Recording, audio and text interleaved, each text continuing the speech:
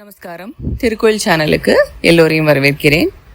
ஆதிபராசக்தியான ஸ்ரீ பரமேஸ்வரியின் 1000 விசேஷ நாமங்கள் இருக்கக்கூடிய ஒரு பௌராணிக சாக்தேய ஸ்தோத்திரமானது லலிதா சஹஸ்ரநாமம். அம்பாளை பிரீதிப்படுத்துவதற்கு இதைவிட சிரேஷ்டமான ஒரு ஸ்தோத்திரம் இல்லை என்றே சொல்லலாம். சம்பத்து சமிருத்தி கைவந்து சேரவும், நெடுமாங்கல்யத்துக்கும் நல்ல ஆரோக்கியத்துக்கும், குடும்பத்தில் ஐக்கியமும் குதூகலமும் நிலநிற்கவும், சந்ததிகளின் சிரேஷ்டமான ஒரு எதிர்காலத்திற்கும் அதற்கு பின் மோட்சத்திற்கும் உங்களுக்கு உதவுகிற மிகவும் சிரேஷ்டமான ஒரு ஸ்தோத்திரம் இது. இதை ஜெபித்து வந்தால் மனதிற்கு ரொம்பவும் அதிகமான ஒரு மனோ தைரியம் கைவரும். வித்யக்காக சரஸ்வதி தேவியையும், ஐஸ்வர்யத்துக்கும் சம்பத்துக்குமாக மகாலட்சுமியையும், தைரியத்துக்காக பத்ரகாளியையும் இந்த ஸ்தோத்திரம் மூலமாக நீங்கள் மனதில் கற்பனை செய்து உபாசித்தீர்களானால் அதெல்லாமே உங்களுக்கு கைவரும்.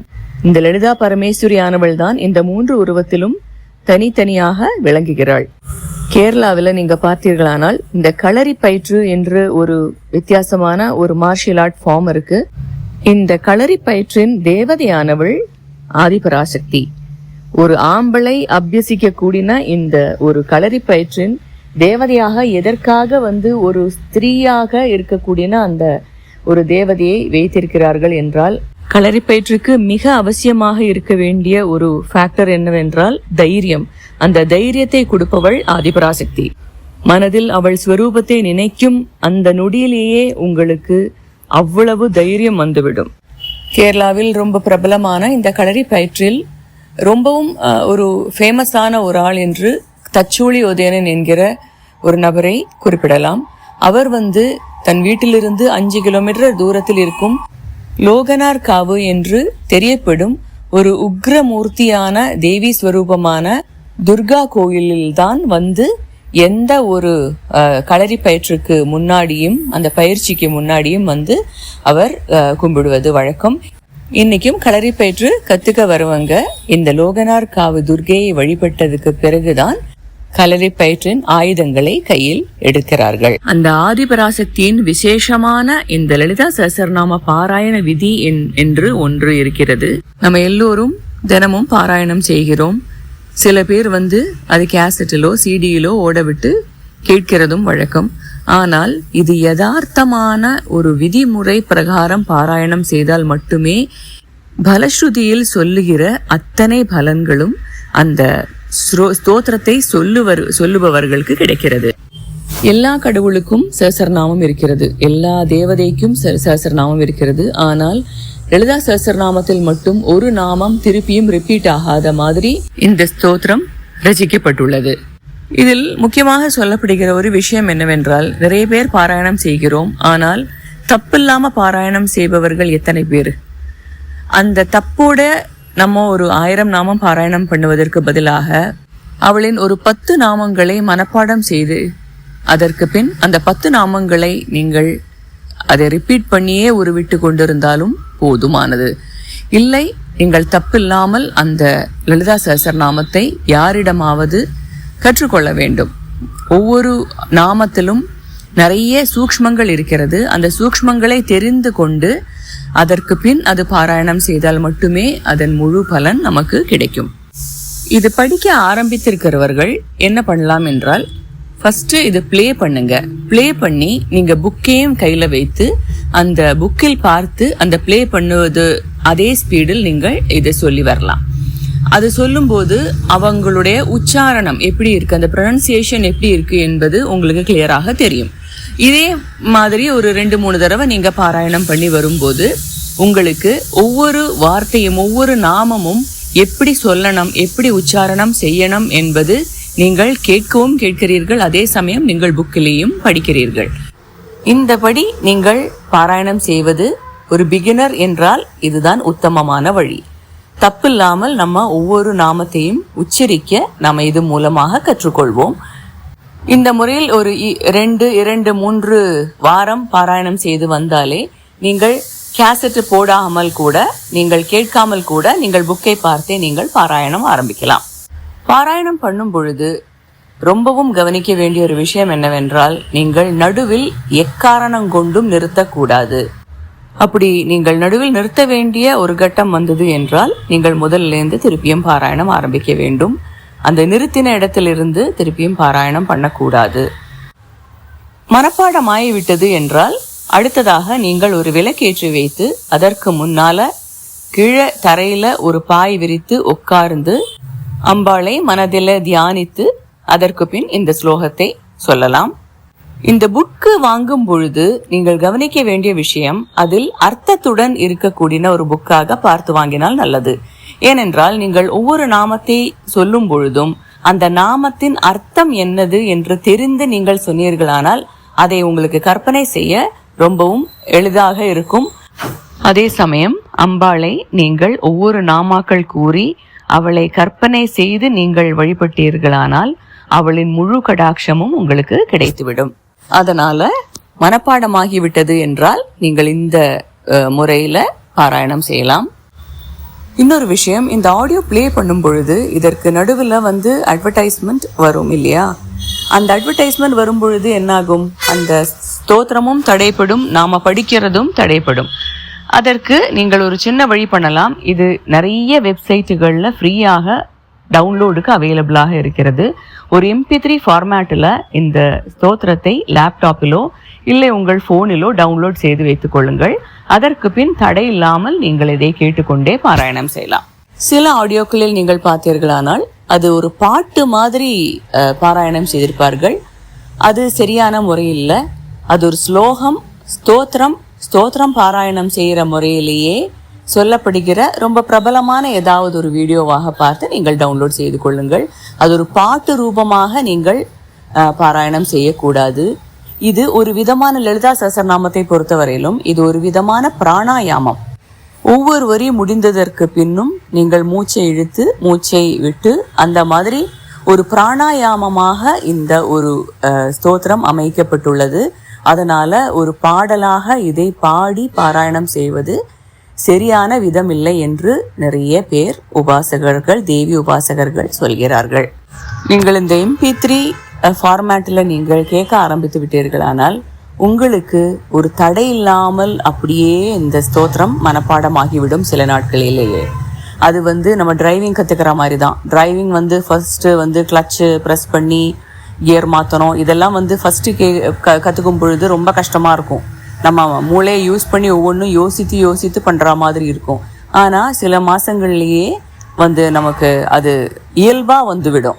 அதே மாதிரி தான் இந்த ஸ்லோகமும் இந்த ஸ்தோத்திரமும். இதே மாதிரி நீங்கள் MP3 கேட்டு நீங்கள் பாராயணம் செய்து வந்தீர்களானால் ஓரிரு மாதங்களிலேயே உங்களுக்கு இந்த லலிதா சஹஸ்ரநாமமானது மனப்பாடமாகிவிடும். காலையில் குளித்து பூஜா முறையில் விளக்கேற்றி வைத்து ஒரு 2 நிமிடம் அம்பாளை தியானித்து மௌனமாக இருங்கள். அதற்கு பின் MP3 ஆனது பிளே பண்ணி அத்துடன் நீங்கள் சிந்தூர அருண விக்கிரகம் என்று ஆரம்பிக்கும் இந்த லலிதா சஹஸ்ரநாம பாராயணம் ஆரம்பித்திருங்கள். இந்த ஸ்தோத்திரம் சொல்லும் பொழுதே உங்கள் மனதும் உடம்பும் லேசாக மாறிவிடுவது உங்களால் உணர முடியும். இது நீங்கள் கரெக்டாக சொல்கிறீர்களா என்று கண்டுபிடிக்க ஒரு லகுவான வழி. இந்த லலிதா சஹஸ்ரநாமத்தை ஜெபிக்கும் பொழுது 2 தட்டுகள் வைத்துக் கொள்ளுங்கள். அது சமையலுக்கு யூஸ் பண்ணாத தட்டாக இருந்தால் நல்லது. அந்த தட்டில் ஒரு தட்டில் நீங்கள் கடையில் இருந்து வாங்கி வந்த ஒரிஜினல் மஞ்சள் குங்குமம், மஞ்சள் இடித்து அது குங்குமமாக பண்ணின ஒரிஜினல் குங்குமம் வைத்துக் கொள்ளுங்கள். இன்னொரு தட்டில் 2 வெற்றிலை வைத்துக் கொள்ளுங்கள்.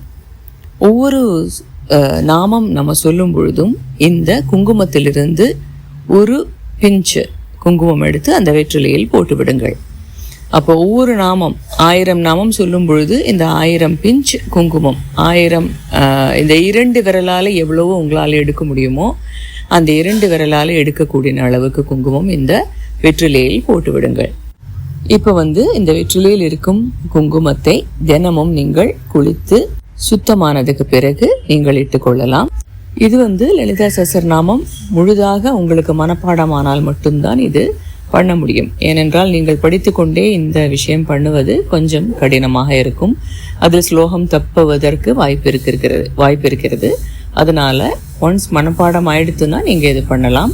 அதுவரையிலும் நீங்கள் அந்த MP3யில் போட்டிருக்கும் அந்த ஒலிக்கும் அந்த லலிதா சஹஸ்ரநாமத்தை கேட்டுக்கொண்டு இந்த புஸ்தகத்தில் இருக்கும் ஒவ்வொரு வார்த்தையிலும் அம்பாளை கற்பனை செய்து நீங்கள் அந்த பாராயணத்தை நல்லபடியாக முடித்து விடுங்கள்.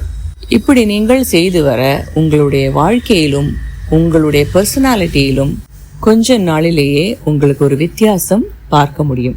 உங்களால் மட்டும் இல்லை, உங்களை சேர்ந்திருக்கிறவங்களும் இந்த ஒரு வித்தியாசத்தை உணர்வார்கள். இந்த ஸ்லோகம் ஆரம்பிப்பதற்கு முன்னாலேயே அவளுக்கு ஒரு மல்லியாலேயோ இல்லை சிவந்த புஷ்பங்கள் ஏதாவது ஒரு மாலையாக கோத்து நீங்கள் அவளுக்கு அவளுடைய ஃபோட்டோவுக்கு அணிவிக்க வேண்டும். திருமைச்சூரில் இருக்கும் ஸ்ரீ லலிதாம்பிகை அவள்தான் இந்த லலிதா சஹஸ்ரநாமத்தின் அதிபதி. அவளின் ஃபோட்டோ உங்கள் வீட்டில் இருந்தால் நன்று, இல்லை என்றால் லலிதா பரமேஸ்வரியின் படம் எல்லா இடத்துலையுமே கிடைக்கிறது. அந்த படத்திற்கு குங்குமம் சந்தனமிட்டு இந்த மாலையை அணிவித்து அவளுடைய ஃபோட்டோவிற்கு கீழ் இந்த 2 தட்டு குங்குமார்ச்சனை பண்ணக்கூடிய இந்த தட்டை வைத்து அந்த குங்குமார்ச்சனை செய்யவும். இல்லை அதற்கு முன் உங்களுக்கு ஒரு தீபம் ஏற்றி வைத்து அதற்கு முன் உட்கார்ந்து நீங்கள் கண்ணை மூடி அவளை தியானம் செய்து இந்த பாராயணம் முடிக்கலாம். செவ்வாய்க்கிழமை வெள்ளிக்கிழமை இந்த தினங்களில் பாராயணம் செய்கிறதா இருந்தால் ஏதாவது ஒரு சின்ன நைவேத்தியம் அம்பாளுக்கு படைத்தால் ரொம்பவும் நல்லது. ஒன்றும் இல்லை என்றால் ஒரு சுத்தமான பசுவின் பாலில் கொஞ்சமாக தேன் கலந்து அதை மட்டுமாவது நீங்கள் நைவேத்தியம் செய்ய வேண்டும். டெய்லி உங்களால் ஜெபிக்க முடிந்தது என்றால் ரொம்பவும் நல்லது. டெய்லி முடியவில்லை என்றாலும் செவ்வாய்க்கிழமை வெள்ளிக்கிழமை அமாவாசை பௌர்ணமி கிரகண நாட்கள் இந்த நாட்களிலே எல்லாம் நீங்கள் இந்த சஹஸ்ரநாம பாராயணம் கண்டிப்பாக மேற்கொள்ள வேண்டும். அதே மாதிரி நவராத்திரி 9 நாளும் நீங்கள் இந்த லலிதா சஹஸ்ரநாமத்தை பாராயணம் செய்து குங்கும அர்ச்சனையோ புஷ்பத்தால அம்பாளுடைய போட்டோவுக்கு அர்ச்சனை செய்வதோ மிக மிக விசேஷமான பலன்களை கொடுக்கும். நீங்கள் தனியா ஜெபித்தாலும் சரி, இல்லை உங்கள் வீட்டில் இருக்கும் நபர்கள் எல்லாரும் சேர்ந்து ஜெபித்தால் அது அதிவிசேஷமானது.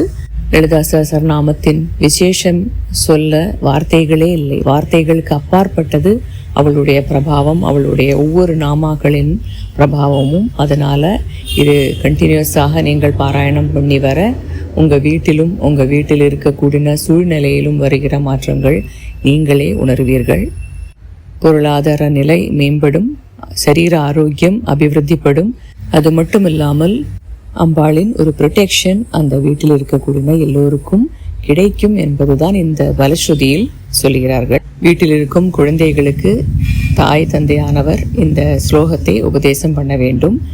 அவர்கள் தப்பில்லாமல் இந்த ஸ்லோகத்தை சின்ன வயசுலேருந்தே சொல்லி வந்தார்களானால் அவர்களுடைய எதிர்காலத்தை பற்றி நீங்கள் கவலைப்பட வேண்டிய அவசியமே இருக்காது. எல்லாத்துக்கும் மேல மோட்ச பிராப்தியை கொடுக்கக்கூடிய ஒரு அபூர்வமான ஒரு ஸ்லோகம் லலிதா சஹஸ்ரநாமம். அந்த ஒரு பொக்கிஷத்தை நம்மிடம் கொடுத்து விட்டிருக்கிறார்கள் பெரியோர்கள். அதை தயவு செய்து நம்ம யூஸ் பண்ணிக்க வேண்டும். இந்த உலகத்தில் நன்றாக வாழுவதற்கும் அதற்கு பின் மோட்ச பிராப்தி கிடைத்து அந்த ஆதிபராசக்தியின் பாதங்களை அணுகிறதுக்கும் நமக்கு இதை விட நல்ல ஒரு விசேஷமான கிரந்தம் கிடையாது. இவ்வளவு புண்ணிய பலன்கள் இந்த ஒரு ஸ்லோகத்தை ஒரு 15-20 நிமிஷம் படிக்கிறதுனால உங்கள் வாழ்க்கையில் கிடைக்கிறது என்றால் எதற்காக அதை தவறவிட வேண்டும்? தயவு செய்து லலிதா சஹஸ்ரநாமத்தை ஒரு நல்ல நாளாக பார்த்து பாராயணம் செய்ய ஆரம்பித்து விடுங்கள். உங்கள் கையில் புஸ்தகம் இல்லை என்றால் எல்லா கடைகளிலும் கிடைக்கிறது. தமிழ் வடிவிலோ இல்லை உங்கள் லாங்குவேஜ் எதுவோ அந்த பாஷை எதுவோ அந்த வடிவில் வாங்கி முடிஞ்ச வரையிலும் கொஞ்சம் அர்த்தம் இருக்கிறதான புஸ்தகம், கொஞ்சம் பெரிதாக இருக்கும் இருந்தாலும் பரவாயில்லை என்று அர்த்தம் கொடுத்திருக்கிற புஸ்தகமாக பார்த்து வாங்குங்கள். அதை படிக்க ஆரம்பித்து விடுங்கள்.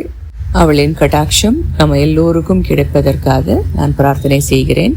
இன்னொரு தொகுப்புடன் மீண்டும் உங்களை சந்திக்கும் வரை நன்றி.